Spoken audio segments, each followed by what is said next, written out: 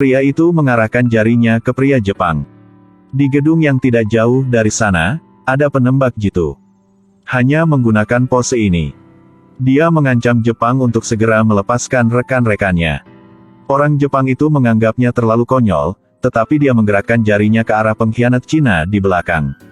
Pada saat yang sama, penembak jitu di belakang tampaknya menerima perintah, membidik dengan sangat baik ke sasaran. Ini bukan lelucon. Setelah pengkhianat Cina jatuh, wajah pria Jepang itu juga berubah. Semua orang menjadi bingung, mencari di mana-mana. Penembak jitu, cepat temukan. Orang-orang Jepang menjadi gila mencari lokasi penembak jitu, tetapi gadis itu tidak duduk diam dan menunggu untuk mati. Dia memasukkan tali berujung panah ke moncong pistol, lalu mengarahkannya ke dinding seberang. Ketika panah terbang, bawa tali ke dinding itu, ujung lainnya diikat ke tiang. Menunggu pasukan Jepang datang, gadis itu sudah berdiri di seberangnya. Anggota tim di gedung juga muncul, menyerang Jepang. Orang-orang Jepang jatuh ke tanah, tetapi mereka terus berlari naik. Dia melempar granat, orang-orang Jepang jatuh ke tanah. Lalu dia membuka pintu untuk melarikan diri. Ketika dia mendengar suara tembakan, pria Jepang itu tampak sangat sombong. Apakah senjatamu masih hidup? Kita bisa mencoba sekali lagi. Orang Jepang tidak tahu bahwa mereka tidak hanya memiliki satu penembak jitu. Ketika pelatuk ditarik, seorang pengkhianat Cina jatuh lagi. Orang-orang Jepang jatuh ke dalam kepanikan lagi. Mendengar suara tembakan, mereka bergegas ke atas lantai. Tapi Dai Trang sudah menyiapkan jalan keluar untuk dirinya sendiri. Di sisi lain, penembak jitu wanita juga datang ke lokasi baru. Melihat bahwa Jepang masih tidak menyerah, dia menarik pelatuknya lagi. Pistol berbunyi, seorang Jepang jatuh ke tanah. Baiklah, jangan buang waktu lagi. Bawakan orang ke sini. Pergi. Sampai sekarang, Jepang menyadari situasi mereka dan setuju untuk melepaskan orang. Begitu pria itu mengambil kawan yang terluka pergi. Tapi pria Jepang itu tidak melepaskan mereka berdua dengan begitu mudah. Yang masih mengejar mereka, gadis itu melihat begitu jadi melepaskan dua tembakan ke tanah di kakinya. Lihatlah, gadis ini yang sedang ada di kamar kapten tentara Jepang saat dia tidak ada di sana. Dia mengeluarkan ramuan racun, mengoleskannya di asbak yang biasa dia gunakan. Setelah menyelesaikan, dia diam-diam meninggalkan kantornya.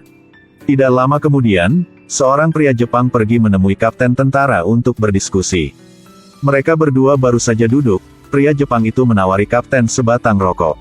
Si kapten yang sangat menyukai rokok jadi tentu saja dia mengambilnya, lalu dengan sopan menyalakan rokok untuk orang Jepang. Begitu saja, keduanya mulai berbicara. Pada saat ini, gadis itu menggunakan alasan untuk membawa teh untuk membuka pintu masuk. Pada saat ini, kapten juga meletakkan puntung rokok di asbak. Gadis yang menuangkan teh untuk kapten dan orang Jepang itu. Dia melihat dengan matanya sendiri bahwa rokok kapten diracuni. Sekarang dia telah memastikan bahwa semuanya berhasil, dia dapat yakin untuk pergi. Kapten menyesap teh, lalu mengambil rokok untuk merokok sambil berbicara. Terlihat sangat santai dan sombong. Tetapi sesaat kemudian kapten merasa tidak normal. Lalu mulutnya tidak berhenti meneteskan air liur, meremas lehernya dan jatuh ke tanah. Ada apa dengan kapten? Orang-orang cepatlah masuk. Pada saat ini, pria Jepang itu sangat ketakutan, dengan cepat memanggil tentara yang di luar pintu untuk membawa kapten ke dalam mobil. Lalu mengantarnya ke rumah sakit. Di guild pedagang, gadis itu dan rekan kerja lainnya pasti curiga. Jadi mereka ditangkap oleh Jepang. Kemudian pihak Jepang mencari forensik ke TKP, namun pihak forensik hanya mengambil cangkir teh di meja. Beserta rokok di meja yang tidak memperhatikan asbak. Sehingga hasil otopsi mengejutkan pria Jepang. Bukan, ada racun di dalam rokoknya. Rokok kan? Itu tidak mungkin. Rokok itu dari tempat aku, juga aku berikannya kepada kapten. Lagi pula, juga merokok, mengapa aku tidak diracun? Oleh karena itu, setiap orang bebas dari kecurigaan. Jepang membawa pasukan pergi.